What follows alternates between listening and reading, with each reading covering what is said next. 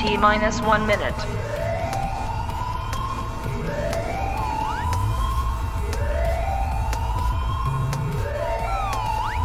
T-minus 50 seconds.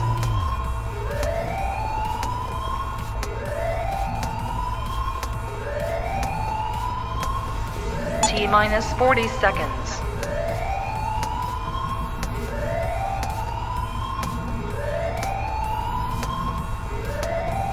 T-minus 30 seconds.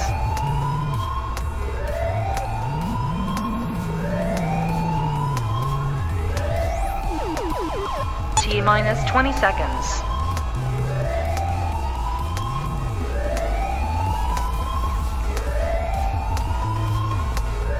Ten, 9, 8, 7, 6, 5, 4, 3, 2, 1, 0.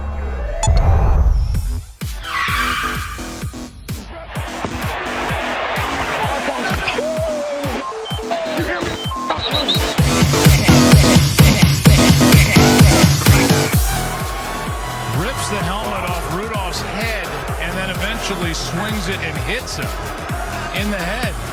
1, 2, 3, where you not hardcore? I'll let you live hardcore. And the letter of the rich was way hardcore. Yeah! Now we're rocking. What's up? Good evening, everyone. Welcome to another edition of Hardcore Challenge Live, the official webcast of the Hardcore Challenge, which, as you all know, is the pinnacle of fantasy football competition. We are knee-deep in the playoff push. We know who the pretenders are. We know who the contenders are. And there's a lot of teams in the middle that are making up all the rest of it. It's week 11. 3 more weeks of regular season action in the Hardcore Challenge. Are you ready? Let's start with last week's Game of the Week.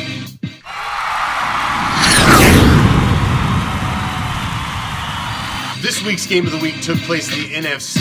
It was between two division leaders. Skull Crushers leading the Great White North. Pack Attack is back, leading the Elite East. Skull Crushers really needed this win, man. This would have gave them a little bit of a gap between the teams that are surging in the Great White North, as nobody has really stepped forward to claim this division.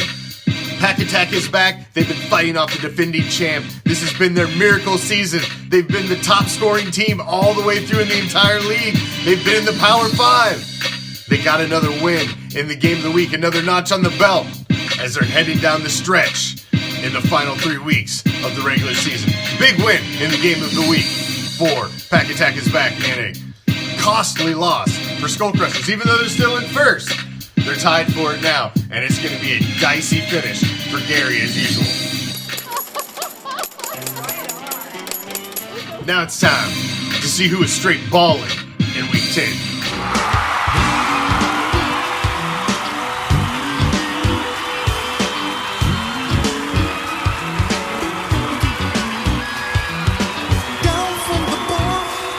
There's a platform stage, people pimping, sharp as razor blades.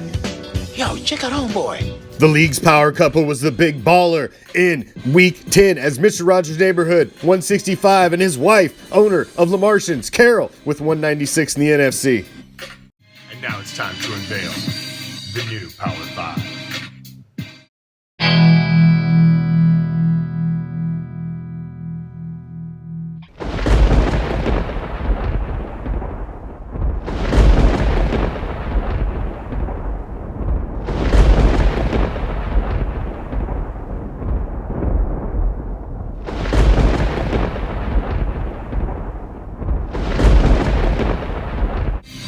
We went to the top. Now we gotta go to the bottom. The biggest story of this week's shit list is the fact Mob Adjacent is no longer on it. They have climbed out of the sewer. Kristen has left the shit list, but Stone Ponies has taken her place. Team Big L still holding it down as a little nugget. So's Big Dog. He's one of the nuggets as well here on the shit list, and I'm sitting here. One of the King Nuggets this season as well. Renegade Misfits, he's holding it down on the shit list too. A lot more joining next week. So sorry I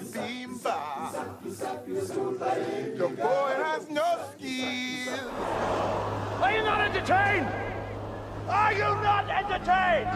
The Week 11 Game of the Week. Is this not why you are here?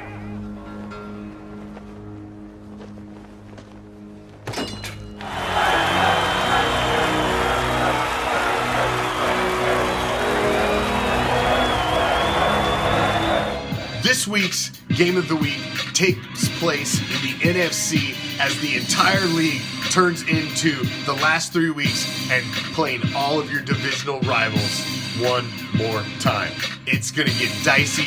It is going to literally determine division crowns all over the league, and there's none bigger than 7-3. Number 2 on the Power 5, Pack Attack is back, facing off against 7-3. Number 3 on the Power 5, Take It Deep, the defending league champ. The league champ went down in week 1 to Pack Attack is back in an absolute shootout as they put up 190 plus, taking down Take It Deep, who put up 170 plus. It was an insane start to the season. Pack Attack is back, has continued the dream run ever since. They lead the entire league in scoring. Take It Deep has just stayed right behind them, one step, trying to get back that one game that they lost in week 1 all the way until now. They finally caught him. They're tied. Brian has caught Corey. They're tied at 7-3, and now they play. Whoever takes the lead by one game could be the deciding factor in who is the division champion in this division this season, and also who ends up with a first round bye. This is a huge game for Game of the Week. Pack Attack is back. Corey, number 1 scorer in the AFC, 7-3. Number 2 on the power rankings against the defending champ. Take It Deep. Brian, 7-3. Tied for first, our defending champ. Who's going to take the Elite East? Who's going to take Game of the Week? That's going to help decide it. Who do you got? I'm taking Pack Attack is back to fall in this one. The defending champ has climbed his way back, and I think he takes down Corey, and he passes him at the very last leg of the race. I think Corey still makes it to the wild card, but I'm not picking him to win the division. I'm picking the defending champ as the battle of ship hackers commences in Game of the Week.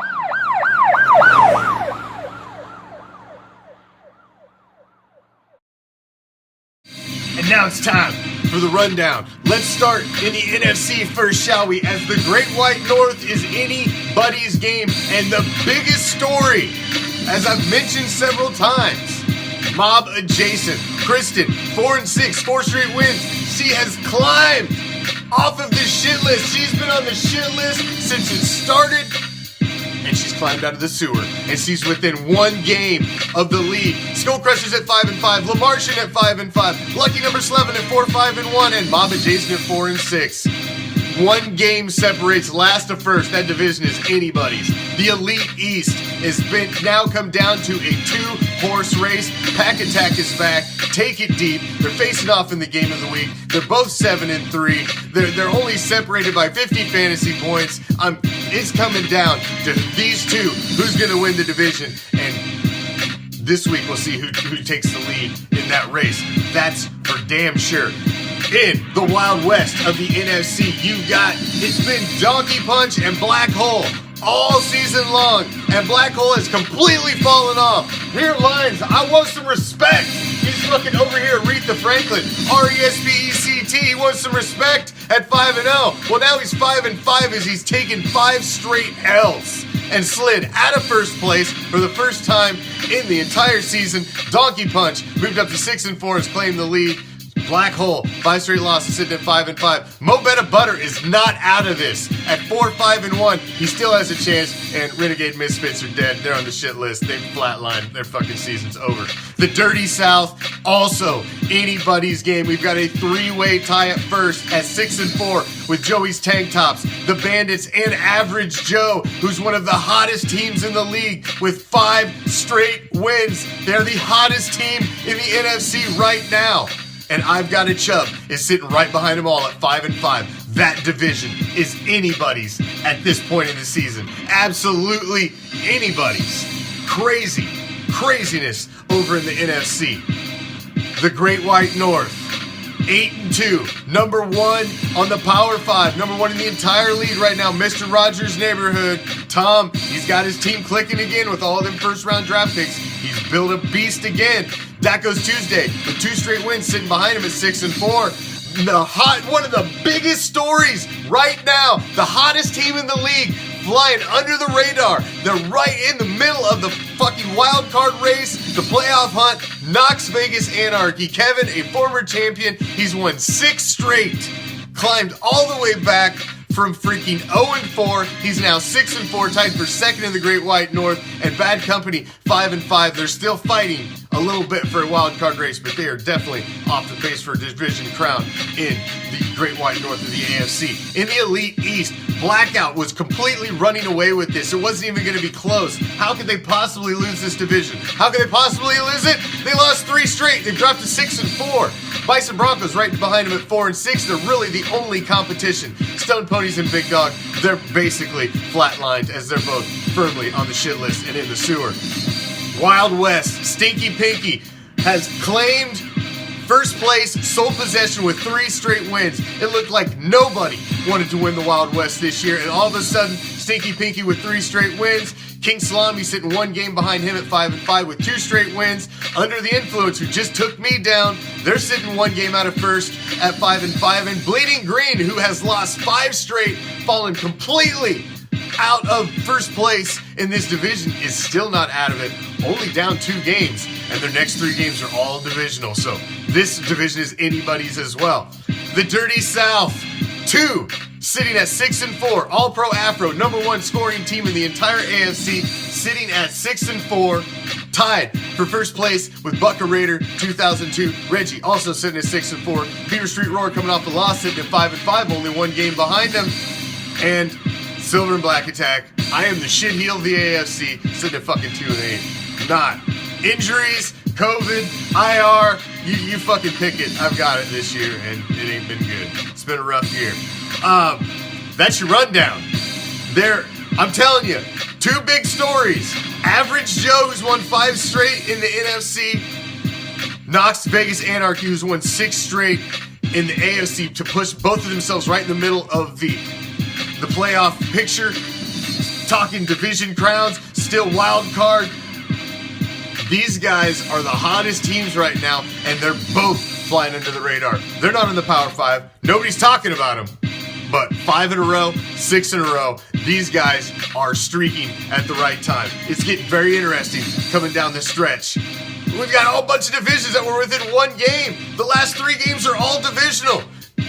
It's going to be crazy. It's going to be a crazy finish, as it always is in the Hardcore Challenge. 6 owners still never ever made the playoffs. There's some right now that are still in the mix that have never made it. 7 still searching for a first playoff win. You know those guys want to get in. It is getting crazy down the stretch. Get ready. Get your popcorn. Fasten your fucking seatbelt. It's the playoff push in Hardcore Challenge Season 12, The Dirty Dozen. Are you ready?